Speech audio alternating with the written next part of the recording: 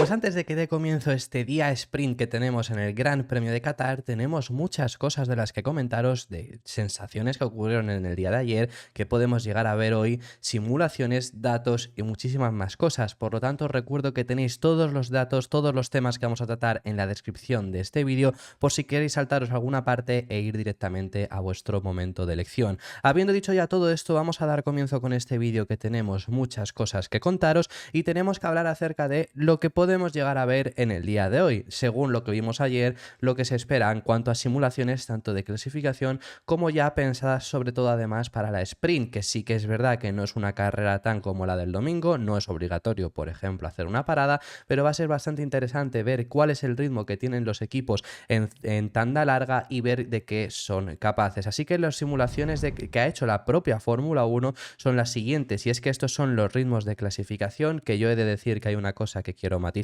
pero bueno, vemos al Red Bull siendo el más rápido, Mercedes les sigue, McLaren y Aston Martin muy cerca, Ferrari un pelín más atrasado, luego está Alpine y luego ya está Alfa Romeo, que sabemos que Valtteri Bottas se logró meter en Q3, Alfa Tauri, Williams y Haas. Lo que quiero yo matizar es que, por ejemplo, no veo a Aston Martin ahora mismo el mismo ritmo de clasificación que tuvo McLaren, y es más, veo a McLaren por delante de Mercedes.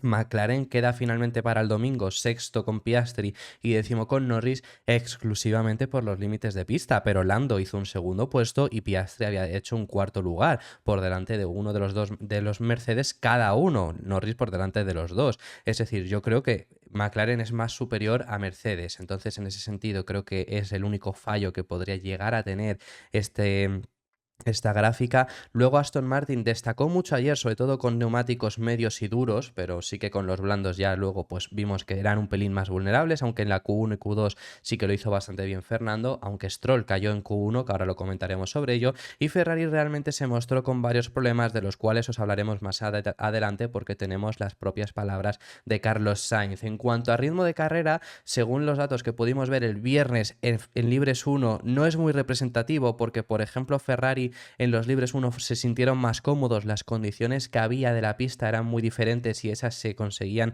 rendir mucho mejor el SF23. Luego en clasificación vimos un cambio bastante grande. No os fijéis tanto en este ritmo, pero esto es según los datos lo que la Fórmula 1 ha recogido de ritmos de carrera, siendo Red Bull nuevamente el más rápido. De repente aparece el Ferrari, pero yo es lo que os digo, los libres 1 eran poco representativos y esta simulación de carrera es la de los libres 1. Es más, os diría que esto puede servir más para la clasificación shootout que vamos a vivir, que es la misma hora que ocurrió los libres 1, no tanto así para la sprint y menos aún para la carrera. Luego que se parezca o no es otra cosa, pero no os diría que es tan 100%. Aunque vemos una igualdad bastante grande entre Ferrari, McLaren y Mercedes, todos diferenciados únicamente por 40 milésimas en cuanto a ritmo de carrera, Aston Martin se despega un poco, Alpine que sigue en ese punto, Alfa Tauri superaría a Alfa Romeo en cuanto a ritmo de carrera y luego están Williams y Haas. Lo curioso también sobre todo de esto ya no es esta simulación, sino es los datos reales y ver dónde han ganado todos los equipos tiempo o perdido frente a Red Bull.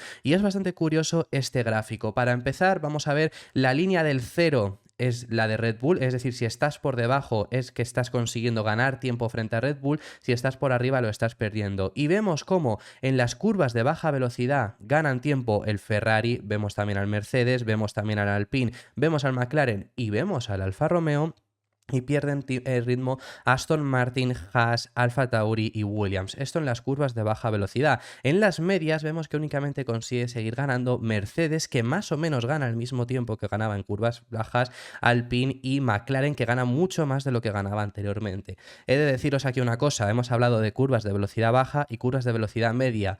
Hay que contaros que las bajas son inexistentes, hay una única curva de velocidad que se podría llegar a considerar baja y medias son pocas, alrededor de unas 3-4 en el circuito, en un circuito de 16 curvas. El resto son de alta velocidad y aquí vemos donde Red Bull gana a todos y por una mayoría aplastante. Vemos que el único equipo que más o menos se llega a acercar un poco es McLaren, luego estaría Mercedes y luego Aston Martin, que lo hicieron bastante bien. El tercer sector en esas enlazadas de 3 curvas seguidas de derechas lo hacían bastante bien, pero bueno, es sobre todo muy destacable. Y el único equipo que le gana en las rectas es Aston Martin. Lo estamos viendo aquí, el resto de equipos pierden tiempo con Red Bull en las rectas, pero ahí Aston Martin es el único lugar donde consigue ganar tiempo frente a Red Bull. Esto ha destacado muchísimo para todo el mundo y es por qué Aston Martin ha conseguido ser el equipo con mayor velocidad punta en este viernes de Qatar. Ha sido muy sorprendente porque es algo que no hemos visto nunca en toda la temporada. Siempre les ha costado mucho conseguir velocidades puntas y este fin de semana en Qatar, sin mejoras, porque no trajo nada Aston Martin para este fin de semana, se espera próximamente, pero no para este, han conseguido ser el equipo con mayor velocidad punta. Bueno, pues tiene una explicación bastante sencilla, entre comillas, que es el hecho de que van más descargados de carga aerodinámica. Todos los equipos han optado por una carga aerodinámica alta, en el caso de Aston Martin es media alta. Entonces, por ese motivo, al ir con menor carga aerodinámica, consiguen una mayor velocidad punta. Pero les está siendo efectivo además, porque están consiguiendo ganar tiempo. Por primera vez Aston Martin ha hecho algo distinto, no ha ido a lo mismo y encima les ha salido bien, que es muy sorprendente. Porque yo ya os lo comentaba, el hecho de que Aston Martin y Alonso sobre todo destacó mucho a principios de sesión en Libres 1 debido al bajo agarre que había, pero con el paso de las vueltas pues todo se fue igualando mucho más, pero Aston Martin seguía sin estar lejos y es muy destacable eso, ¿no? Que hayan optado por una configuración diferente y por ahora les haya salido bien. En cuanto a ritmo de clasificación sobre todo, va a ser importante el ritmo de carrera porque a menor carga aerodinámica pues mayor degradación tienes. Aston Martin en su día destacó mucho por tener una muy buena degradación, ya no lo hace tanto, así que veremos qué son capaces de hacer. Pero los datos son los siguientes, y es que son estos. Aston Martin es el equipo con mayor velocidad punta, 1 km por hora que Red Bull. Que el momento más alto de velocidad punta de Red Bull, pero ya son 1 km por hora, 2 km por hora más rápidos que Williams ha destacado todo el año únicamente por su velocidad punta, igual con Ferrari con muchos otros equipos. No solo esto, sino que os lo vamos a desgranar un poco más y vemos cuánto ganan con el DRS, y esta es la ganancia que tienen los equipos con el DRS, que a lo que voy con esto además es que no es 1 km por hora de diferencia, pero no es el equipo que más ganancia ha tenido con el DRS. Lo son Haas, Williams y Red Bull con 29 km por hora abriendo el DRS. Es decir, si os fijamos en la comparación entre Red Bull y Aston Martin sin DRS, era Aston Martin 2 km por hora más rápido, 3 km por hora más rápido que Williams, 4 que Haas y así sucesivamente.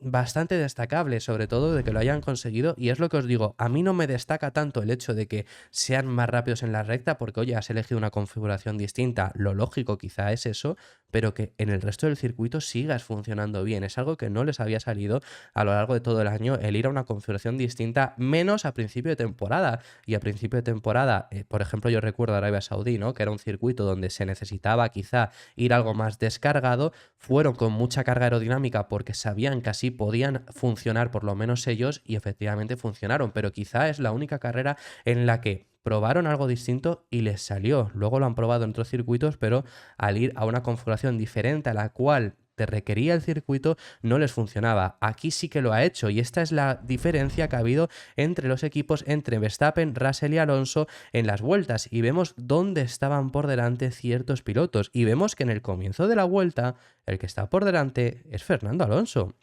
Sí que es verdad que llegados ya al momento de la curva 1, aquí se empieza a levantar el acelerador, ya vuelve a superarle Max Verstappen porque en esta curva 1 destaca mucho, pero vemos que cuando volvemos a tener a pie a fondo el acelerador, vuelve a destacar Alonso, luego aparece de nuevo Red Bull, vuelve a aparecer Alonso, y aquí sí que es verdad que ya en el final de esta mini recta vuelve a aparecer Red Bull. Por supuesto, todo esto zona Red Bull. Esta es la curva de baja velocidad que os he comentado anteriormente, destaca el Mercedes, y esto hace que se iguale bastante porque se vuelve a poner brevemente por delante Red Bull, pero vuelve aquí el Mercedes a aparecer, vuelve Russell. En la curva 11 se pone nuevamente Verstappen, luego en la salida aparece Russell, pero luego algo que no llevaba sin aparecer desde el primer sector, en el tercero aparece el Aston Martin para además en toda esta curva destacar muchísimo en todo este sector, que no era un sector, no era una parte donde pareciera que el Aston Martin iba a rendir bien, pero si quitamos esta curva 14 son los que lideran por toda esta zona. Lo único que ya luego curva 16 y luego la salida, luego vuelven a aparecer el Mercedes y el Red Bull, pero es impresionante por el hecho de, vale, van más descargados de carga que los demás, es decir, aquí está claro que van a volar, aquí está claro que lo van a hacer muy bien, pero ¿qué es lo que ha pasado aquí? ¿Qué es lo que ha pasado aquí? Y sobre todo, ¿qué es lo que ha pasado aquí para que vayan tan bien con una configuración tan distinta? Es lo que os digo, que podría haberle salido muy mal. Y esto realmente... Os digo por el factor de degradación, les puede venir mal a lo mejor para la carrera, pero en factor de adelantar y defenderse, les va a venir muy bien tanto para la sprint de hoy como para la carrera de mañana. Así que bastante interesante esta elección que ha elegido hacer el equipo Aston Martin. Vamos a pasar a hablar ya de esas distintas impresiones y por supuesto tenemos que hablar de un Fernando Alonso que se bajó ayer del monoplaza muy contento. Vamos a escuchar sus declaraciones, están en inglés, pero se le nota, se le oye, se escucha, se siente y él mismo lo dice que estaba muy contento, que el coche se había sentido bien, que es lo más importante, ya ni siquiera el resultado, sino que aún acabando sexto, él dice que acaba sexto porque en ese momento todavía no sabía de los límites de pista de los McLaren, aún acabando sexto, el coche se había sentido bien. Aún siendo sexto, estaba a milésimas de Hamilton, es decir, está a milésimas de Hamilton, está a milésimas de quien al final ha clasificado tercero y un poco más de diferencia, pero no llega ni siquiera a más de 2 décimas de la diferencia frente a Russell. Está ahí, no está diferente, no está muy lejos, se ha sentido cómodo el coche, se ha sentido bien, que es lo que en las últimas carreras no lo estaba haciendo, así que en este circuito por lo menos el AMR23 parece haber conseguido funcionar bastante mejor. El nuevo trazado ayudó en los libres 1 y en Q1, Q2 y aún así en Q3 ya con igualdad, con el grip suficiente para que todos consiguiesen destacar y sacar el máximo provecho a sus monoplazas, ha seguido estando por lo menos competitivo, superando a los dos Ferrari. Obviamente Carlos Sainz cayó en Q2, pero superando a los dos porque a Leclerc también lo ha hecho, superando a Checo y finalmente clasificando cuarto. Muy buena posición de salida para el domingo. Estas son las palabras de Fernando. Yeah, very, very happy. I think top six it has been few races that we were not as competitive as on the third line of on the grid tomorrow. So yeah, happy with the performance today. The car felt fast in FP1 with the tricky conditions, and in qualifying we were also competitive. So it's only the first step. The weekend is long with a lot of racing laps between the sprint and the main race. But I think this is the good start. A diferencia de Fernando Alonso, Carlos Sainz salió bastante descontento con el rendimiento de su monoplaza. El piloto madrileño ha explicado el motivo del cual ha tenido un bajo rendimiento en este Gran Premio de Qatar, pero lo que destaca mucho, os lo he contado antes, es que Ferrari no lo tuvo mal en los libres 1, pero sí lo tuvo mal en clasificación. ¿Qué es lo que pasa aquí? ¿Cuál es la explicación habitual con este Ferrari? Es que el SF23, y lo hemos visto a lo largo de todo el año, dependiendo de las condiciones varía muchísimo su rendimiento y si encima habían sentido que estaba bien en los libres 1, han cambiado las sensaciones para la clasificación masivamente, pero ellos estaban confiados, quizá eso les ha jugado una mala pasada. Carlos Sainz acabó segundo en los libres 1, mientras que quedó 12º en clasificación. Y la explicación que ha dado es esa, que en las libres 1 no se sintieron mal el coche, que tendrán que trabajar mucho porque en clasificación, cuando cayó la noche, sí que se sintió bastante mal, sobre todo tuvo problemas tanto de agarre, tanto de balance como de sobreviraje y eso le ha costado mucho, eso le ha lastrado bastante y desde el principio de la clasificación, desde la Q1 se sintió que no estaba teniendo ese ritmo, que faltaba muchísimo y que tendrán que trabajar para conseguir una mejor configuración hoy y mañana. Además, para ya mañana, para la carrera, para el domingo, lo que dice es que va a ser una pista complicada de conseguir adelantar, complicada de recuperar las posiciones, porque lo es, porque hay una única zona de DRS y el resto del circuito es imposible adelantar, pero que intentará hacerlo lo mejor posible. Por cierto, es un circuito complicado de adelantar, no imposible. ¿Por qué complicado? Porque cuando pasas la curva 1 hasta la última curva del circuito no vas a adelantar, olvídate. Donde vas a adelantar es desde la última curva del circuito hasta la primera, es decir, la recta principal. Y es verdad que en ese sentido, claro, puedes parecer que es complicado adelantar, pero en esa recta principal ya fue bastante fácil adelantar en 2021 porque era bastante grande la zona de DRS. Se esperaba o esperábamos que la zona de DRS fuese reducida para este fin de semana, pero al contrario, no es que no haya sido reducida, sino que encima ha sido ampliada. Es decir, que podemos llegar a tener mayor facilidad de adelantamientos. Pues eso habrá que comprobarlo y una buena comprobación que vamos a tener es Carlos, porque sí que es verdad que Checo sale justo una posición a su lado, sale una posición detrás suya, pero Checo aunque no tuviese esa facilidad por una zona de DRS más amplia, iba a conseguir adelantar por su coche. En el caso de Sainz va a ser una buena prueba de si es o no fácil adelantar. Ahora os hablamos de Checo, que todavía no lo hemos hecho, pero estas han sido las palabras del madrileño. Sprint format always throws out some surprises. Unfortunately, you're the wrong side of that. What went wrong out there for you? Yeah, had a very difficult quali right from the beginning, just struggling quite a bit with the balance. Rear was very loose, while in FP1 I managed to switch on the tires and get a decent grip on this new surface. When the track them dropped this afternoon, I just couldn't find any grip out there, so I just struggled quite heavily. So yeah, I'm not surprised to be out in Q3. Points are so important for you in the chasing down of Mercedes. Are you going to just try and maximize the sprint tomorrow and then see what you can do on the race day?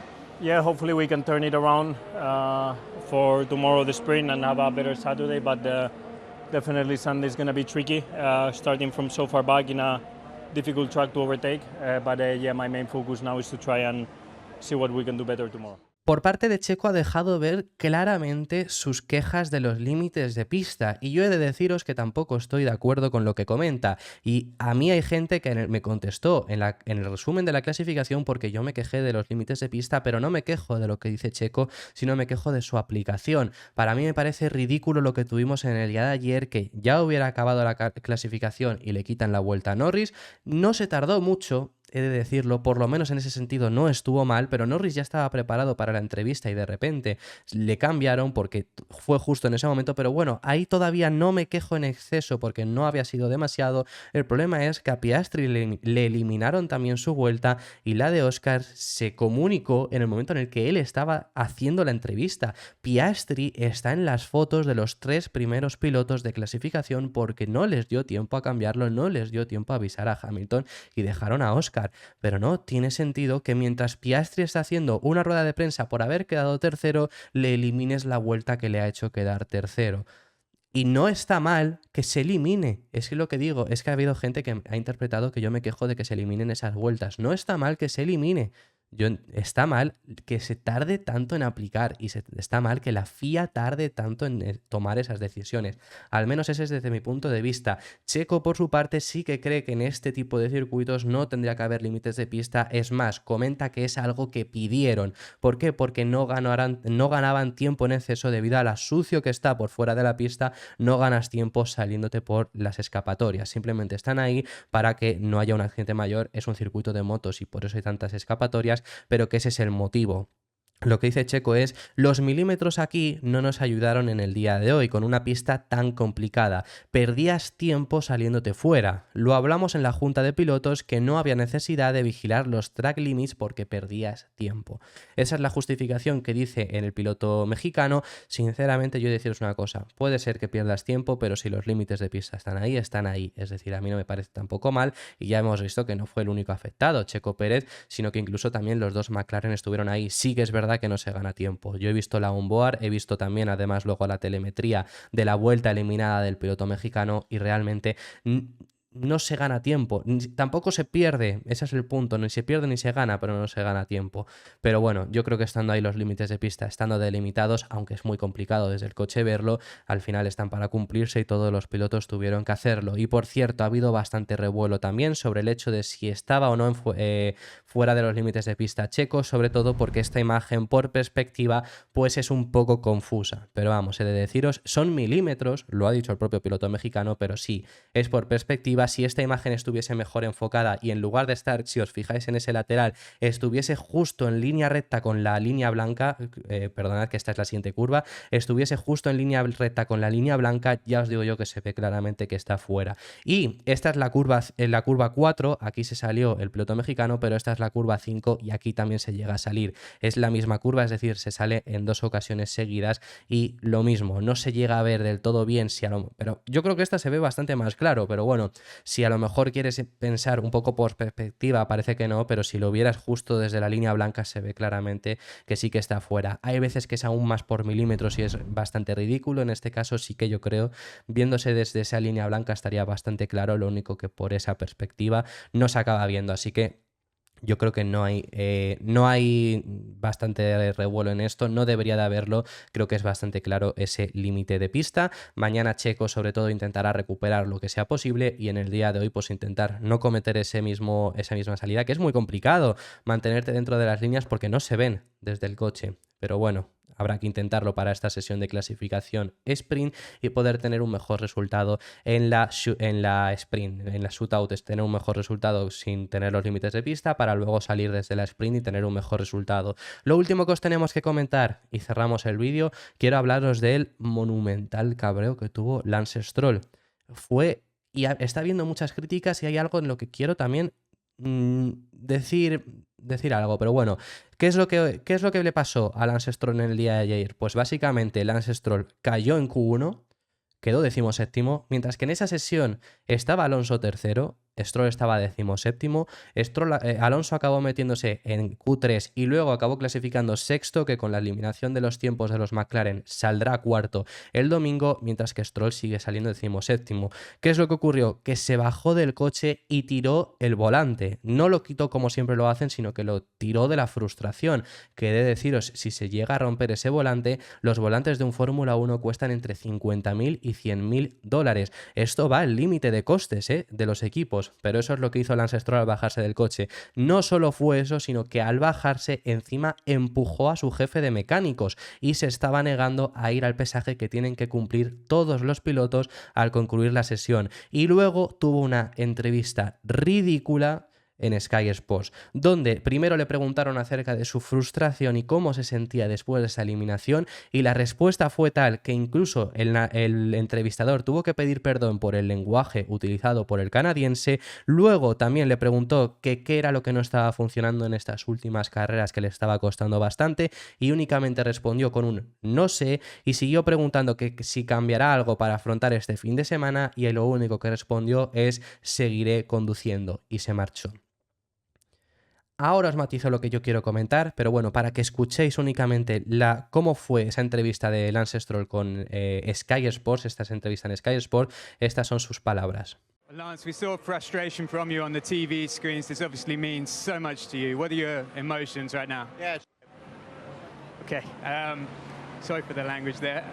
What is not clicking for you behind the wheel at the moment? I don't know. And how does this change your mindset for the weekend? Is it now a test session? Are you going to go for it in the sprint? Keep driving. Thank you. Hay varias cosas de las que quiero comentar en este punto, pero para empezar de todo esto, creo que a Stroll se le está superando la situación. Moralmente está bastante decaído, le está superando muchísimo su compañero de equipo, está cayendo en Q1 una vez, tras otra, tras otra, tras otra, y ya ha entrado en un momento en el que es muy difícil recuperarse.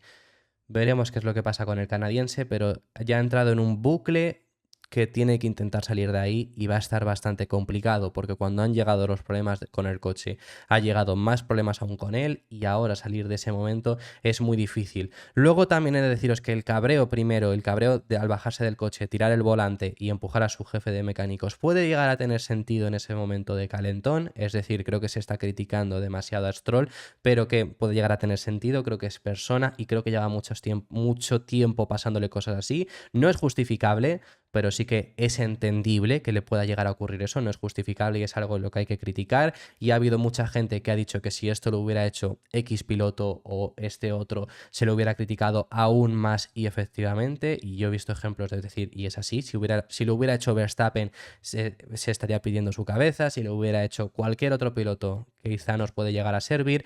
Y luego, en cuanto a la entrevista, que he visto también por supuesto muchas críticas, yo he de deciros aquí el mayor problema es el aficionado, por lo que siempre os digo, es el que pierde, y es el mismo ejemplo que os pongo cuando Alonso ha hecho cosas parecidas en DAZN España. Alonso de no dar respuestas en DAZN España por estar cabreado por una mala carrera y quizá estar cabreado con la televisión española. Yo siempre es lo que os digo, aquí pierde la televisión, y Stroll lo ha hecho esta vez, pero que lo hacen muchos otros pilotos, y me parece muy mal, y es algo que no habría que consentir, porque es lo que os digo, al entrevistador le acaba dando igual, el entrevistador encima sabe que ese momento se va a hacer viral, Stroll se marcha cuanto antes, pero el aficionado que quiere escuchar, en este caso a Stroll, por ejemplo, es el que pierde, porque Stroll únicamente ha respondido un no sé, seguiré conduciendo, y una palabra que incluso el entrevistador tuvo que pedir perdón, que era al final una palabrota.